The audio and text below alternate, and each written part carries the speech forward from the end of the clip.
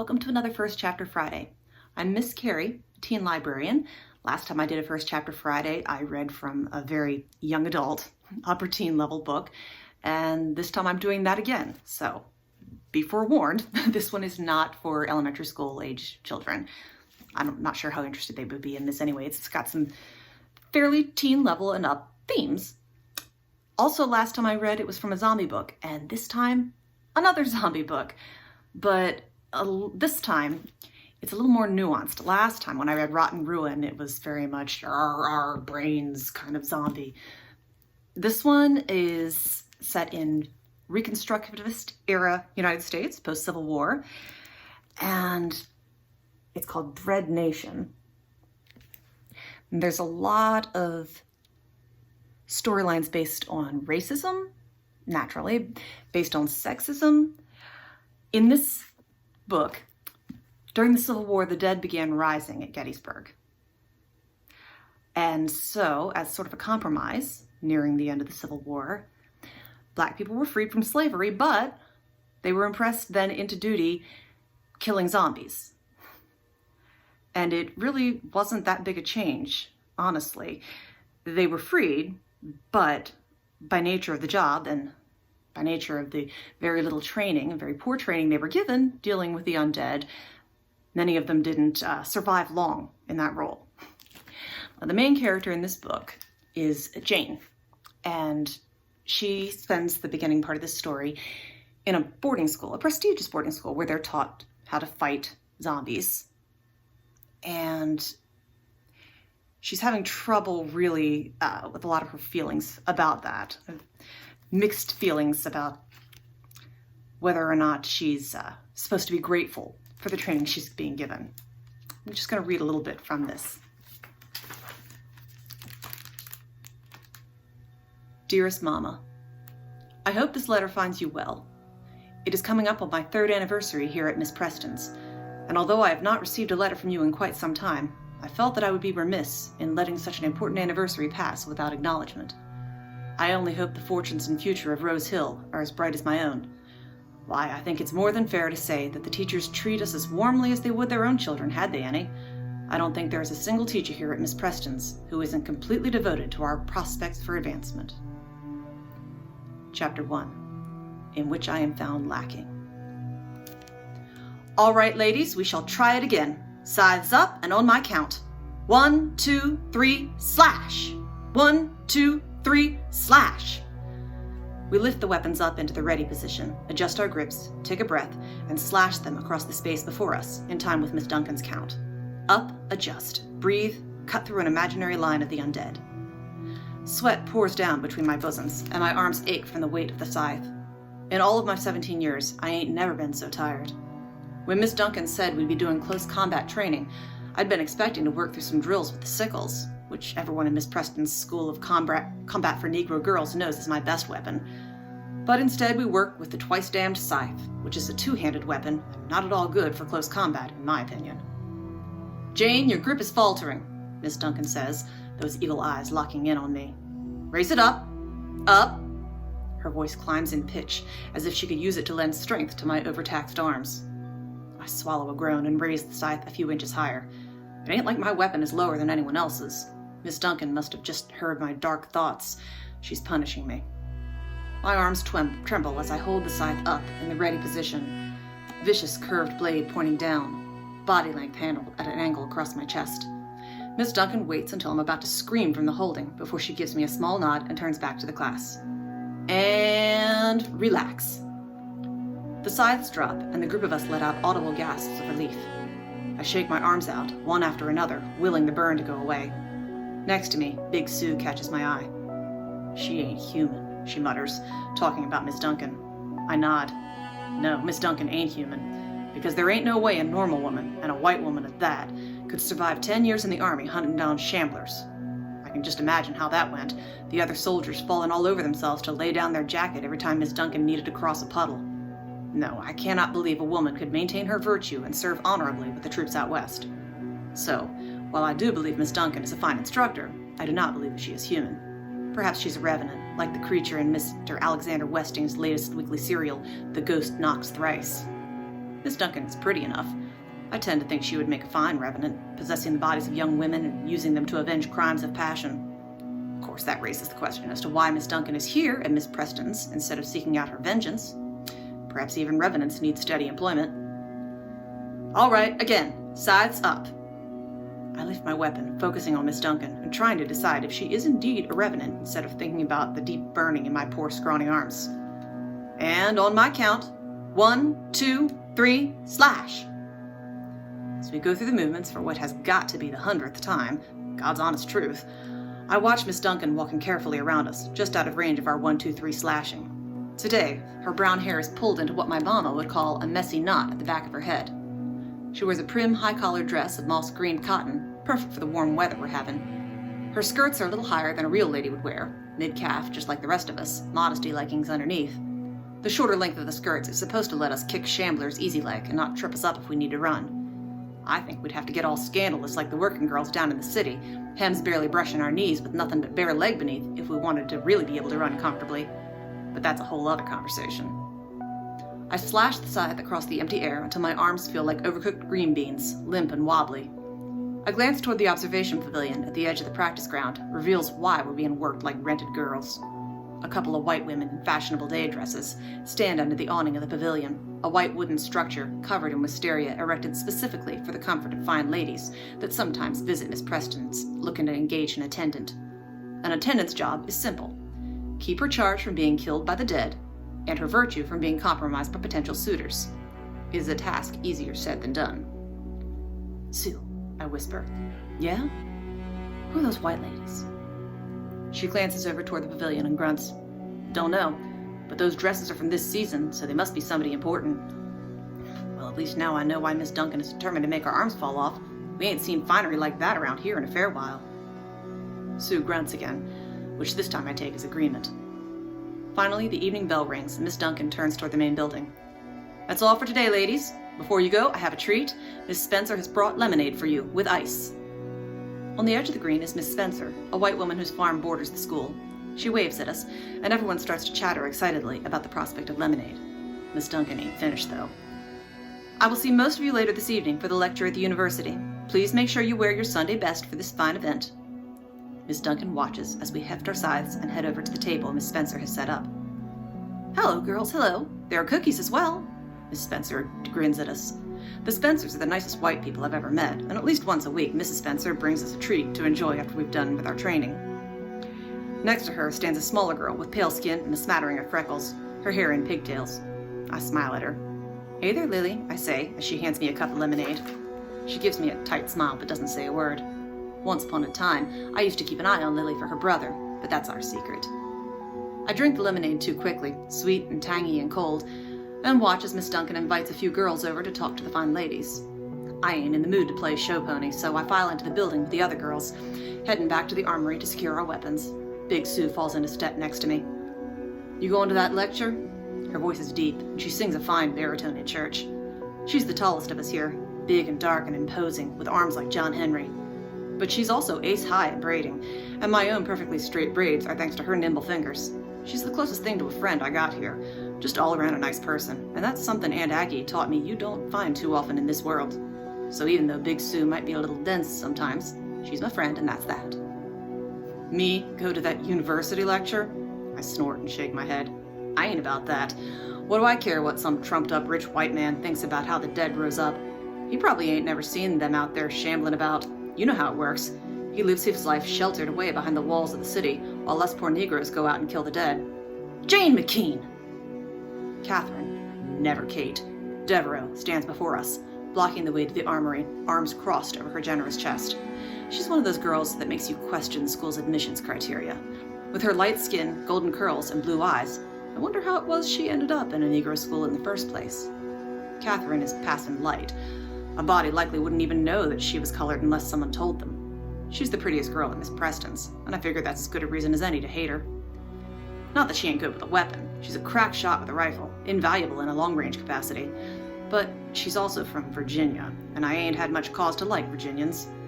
Partly because most of them are Baptists, and Mama ain't too keen on Baptists, being a staunch Presbyterian and all. But mainly it's the way they're so damn self-important, like they'd single-handedly stop the dead at the Mason-Dixon line or some nonsense. It's downright ridiculous. Catherine and I have been butting heads since I showed up at Miss Preston's School of Combat, and not just on the account of her being so offensively pretty. She's one of those girls that doesn't know when to mind her own business, and she's a know-it-all that could try the patience of Jesus Christ himself. I ain't a very good Christian, so you know where that leaves me. How dare you slander Professor Gehring? Catherine continues, now that she has my attention. He's an expert on all scientific matters pertaining to the deathless. Why, the man even traveled to Europe and Asia researching the undead. What would you know of the realm of academics? First off, they ain't deathless. They're dead. That's it. Just because they happen to run around terrorizing the countryside doesn't make them anything but the walking corpses they are. Anyone who says otherwise is a fool and wouldn't know a shambler if it held him down and bit him, including this professor character. Second, I'd be much obliged if you would keep my name out of your mouth. The last thing I want is you sullying it with your silliness. I make to push past her, my scythe still an awkward weight in my hands, but she blocks me once again. Big Sue frowns down at me and Catherine, her dark brow furrowing. What's it matter? If he's wrong, then he's wrong. All this arguing's a waste of time, especially since you're going to make me late for supper. She shoulders past Catherine, who puts her hands on her hips and huffs a little. Professor Gehring is a brilliant man. Miss Anderson says the papers say he's going to cure the undead plague. The two of you should attend his lecture. Homespun wisdom can only get you so far. I snort. Ever since Baltimore and a handful of the other major cities were certified shambler-free more than a year ago, the government has turned its attention to finding a cure. You ask me, that's a luxury we ain't earned yet. I've tangled with enough shamblers to know there ain't no such thing as shambler-free, while just one of the drooling corpses is still walking about. But according to the experts, there haven't been any major attacks within the city limits, or even in the county at large, since before the last Rising Day, and I've heard enough political speeches to know that letting rich white city folk think that we've made even a small part of America safe again is a better stump speech than telling them that we're still in trouble 5 years after the army stopped fighting the dead, especially when the current political party has been in charge that whole time. But I don't say another word to Catherine, just walk past her into the armory. All the girls at Miss Preston's have their own weapons locker, and I'm no exception. I place my scythe into the bracket set into the wall specifically for it. Next to it are my sickles, the blades as curved and sharp as Miss Anderson's tongue. Beside them are my batons, short wooden clubs with a metal spike in the weighted end and a leather thong at the bottom, a last resort in case of a melee. The crown jewel of my collection is the well-oiled Remington single-action, the close-range gun of choice for Miss Preston's girls. I love that six-shooter. According to the newspapers, the Remington single-action is the gunslinger's pistol of choice, which makes it even more ace. There's also a rifle near the bottom that's seen better days, a relic from the War of Northern Aggression, and damn near useless. I hate that rifle with a passion, all because it's hands down my worst weapon. When I come out of the armory, Big Sue and Catherine are gone, but Miss Preston's girl Ruthie is waiting for me. Jane, Miss Preston says you need to come and see her right away. I take a deep breath and let it out, praying to Jesus for patience. Ruthie's just a little thing, with big eyes, dark velvety skin, and braids that are more fluff than braid. I don't want to take out my frustration on her. It ain't her fault that it's pork chop night and I missed lunch because I was taking remedial etiquette training with Miss Anderson. And the remedial training is probably why Miss Preston wants to see me anyway, so it ain't like I'm in any hurry to get to the firing line. Tell Miss Preston I'll come see her after supper, okay? I'm so hungry I could eat a whole hog. Ruthie shakes her head and lashes her tiny hand onto my skirt, pulling me in the direction of Miss Preston's office. She says you gotta see her now, Jane, so come on. She's already in a fine fit. You ain't gonna want to make her mad. I reluctantly nod and let Ruthie pull me down the hallway to the main office. The school was once a fancy university, but after the dead rose up, most of the students fled. The building still looks like a school. Fine wallpaper, maps of far-off places, writing slates in most of the rooms. The floor is a pale wood, polished to high gloss, and there are carpets so that you can hardly even notice the bloodstains here and there. During the Great Discord, right after the dead began to walk, and before the army finally got the Shambler Plague under control, the building was empty. Back then, people weren't so much worried about education as they were not having their faces eaten by the undead. But then, as the cities were cleared out and recaptured, folks got civilized once again. Shortly thereafter, Congress funded the Negro and Native Re-Education Act. Dozens of schools like Miss Preston's were created in cities as large as Baltimore and as small as Trenton. The minority party in Congress was against the combat schools from the start, saying that Negroes shouldn't be the ones to fight the dead, either because we're too stupid or because it's inhumane. But once the act was passed and the schools were established, there wasn't anything they could do even if they wanted to. The federal government is the law of the land. but it doesn't have much say in how things are truly run within the walls. Most cities are small nations unto themselves, with the mayors and their councils in control.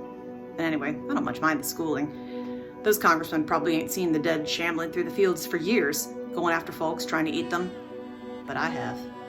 If I can get training on how to keep everybody back home at Rose Hill Plantation safe, then why shouldn't I? Ruthie pulls me through the main foyer and down into the left wing of the building, into the big office at the end.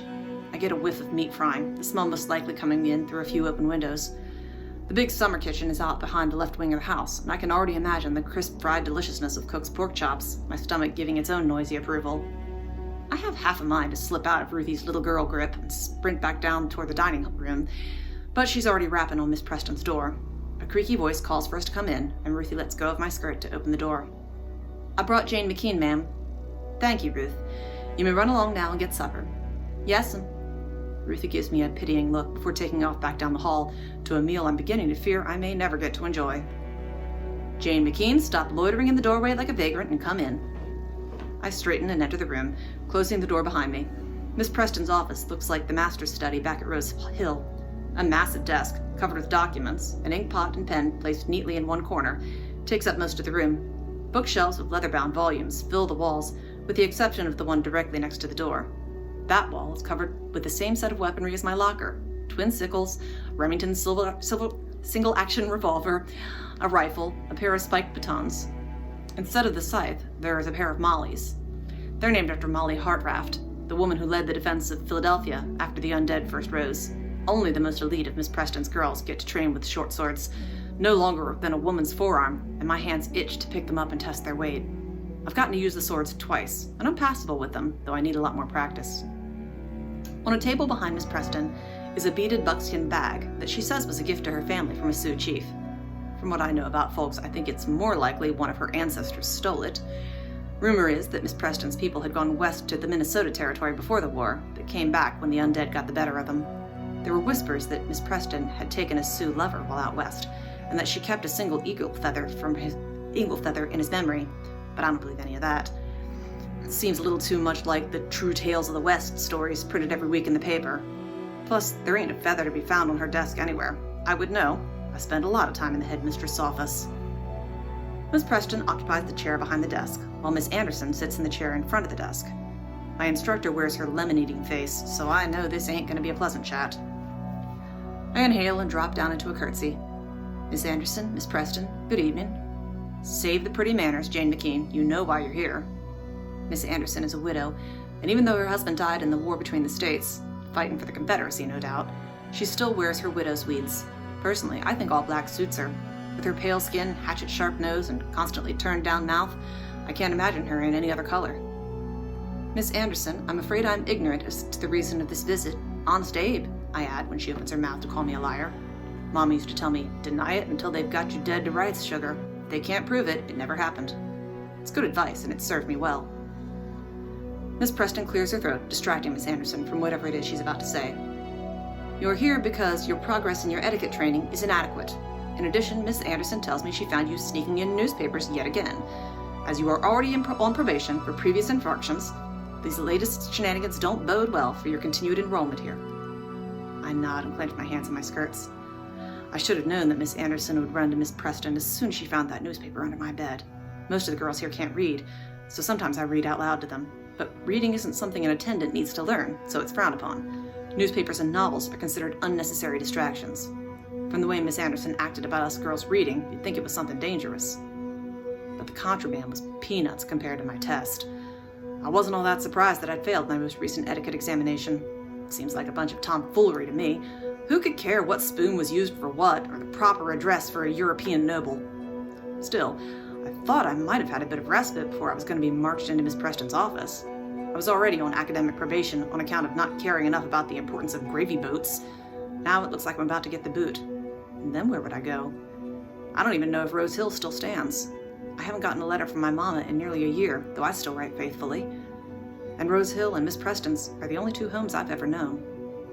I take a deep breath and let it out. "Miss Preston, I've been trying. You have to believe me when I say that I've been working my fingers to the bone trying to get better at drawn place settings. Why, I went through an entire box of chalk just last week.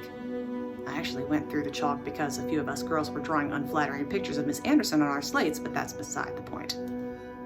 I dare say my efforts have been derailed not because of my difficulties with etiquette, but because of Miss Anderson's treachery. The smile that had been ghosting across Miss Anderson's face while Miss Preston admonished me drops off real quick, and Miss Anderson's usual sourpuss face reappears. Treachery? What treachery? I sniff, indignant. Why, that last test wasn't even fair. Questions on the proper address of European nobles and European-style place settings? We ain't even talked about that stuff in our lessons. Miss Anderson jumps to her feet, her face redder than boiled beets. A ploy? Treachery? It was important etiquette, you ungrateful little brat. I'm preparing you for noble endeavor of serving as an attendant to polite society. But it's like trying to teach manners to an animal. You think I don't know what you say about me behind my back? That mother of yours, Sarah, that is enough. Miss Preston surges to her feet, a mountain of calicos and lace. You will excuse yourself from this meeting, now. I've never heard Miss Preston yell before, never really even seen her mad.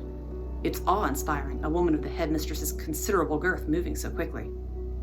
Miss Anderson stands, gathers her skirts, no small feat, she has to be wearing at least 4 petticoats, and saunters out, slamming the door behind her. Once she's gone, Miss Preston takes a deep breath and lets it out on a sigh. Sit, she commands, and I fall gracelessly into the chair Miss Anderson just vacated. Miss Preston lowers herself back into her own chair, her lips tight with dismay. Your sardonic nature has worn through Miss Anderson's tolerance, Jane. I spoke to a few of the other girls about their most recent examination, and I fear you are correct in your estimation of Miss Anderson's faithlessness. The questions she submitted for you were far more difficult than those of your peers. I school my face to blankness, but inside, my emotions are raging like a creek after a spring storm.